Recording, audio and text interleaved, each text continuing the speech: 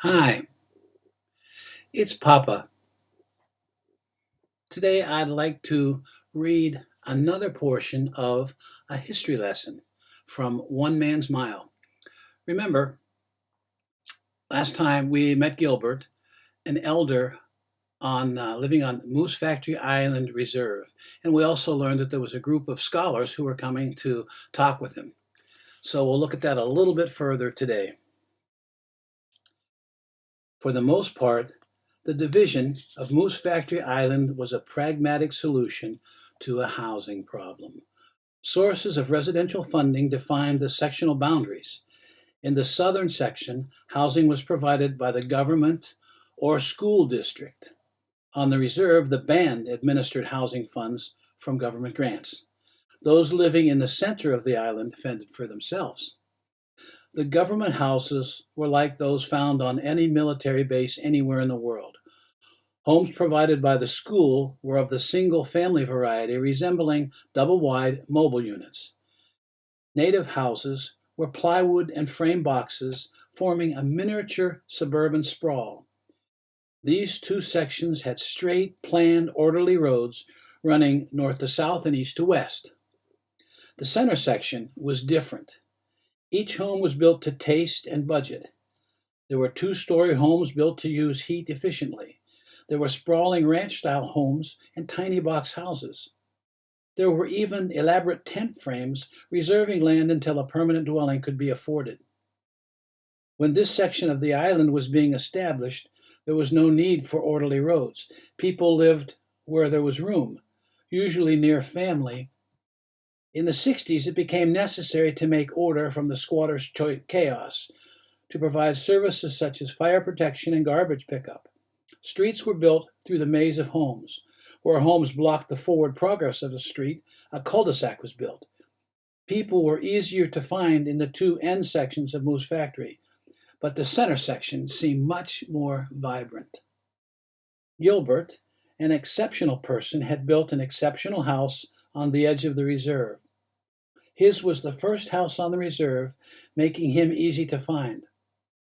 There was Willie's house, the last of the non-native houses, then the baseball field, and then Gilbert's house, and then the reserve.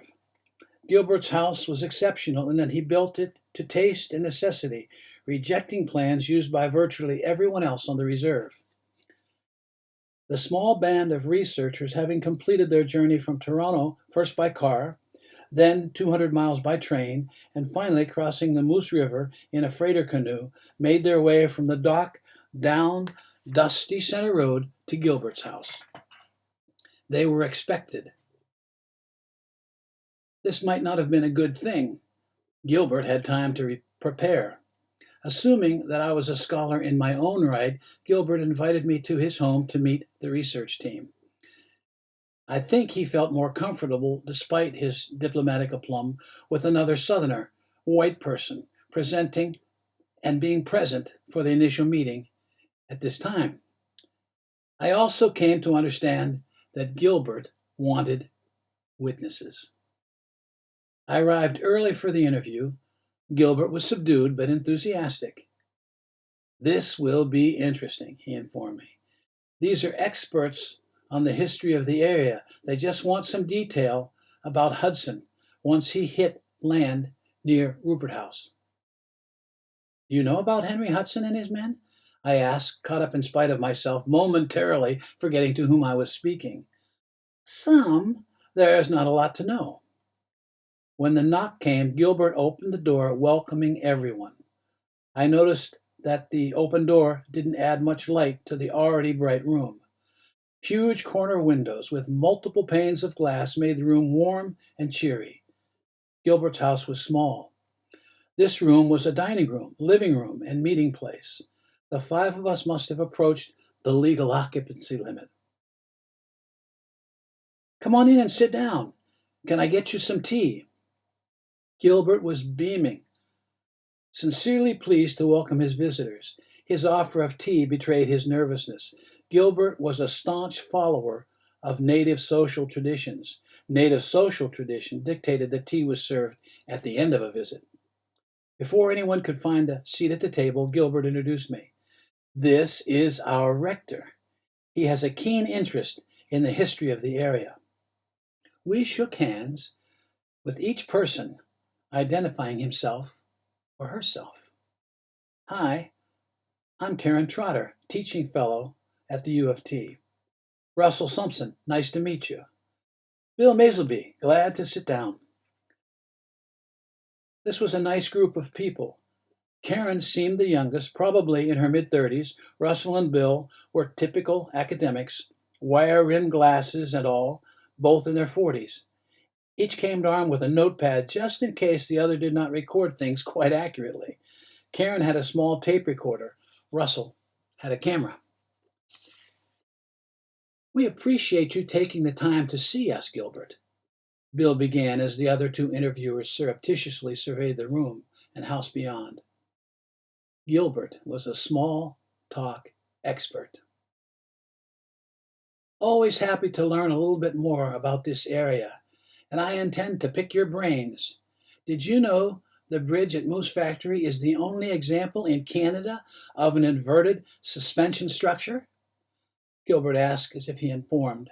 So, you are all with the anthropology department at the University of Toronto. Naturally, Karen replied. We are all from different departments. I am history, Bill is anthropology, and we aren't sure what Russ does. Russ laughed.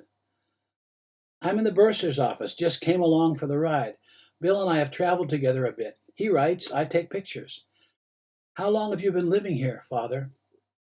It's canon, Gilbert interjected. He's a son of a gun.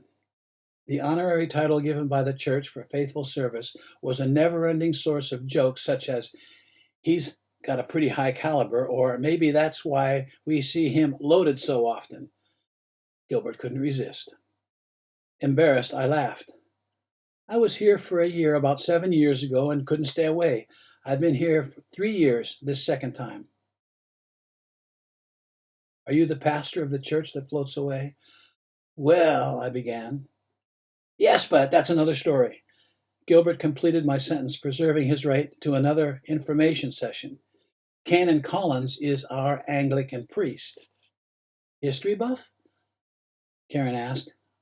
I looked at Karen and thought briefly, just interested in everything. Nellie, Gilbert's wife, whom I hadn't seen yet, appeared with a tray holding cups, a kettle, and a plate of cookies.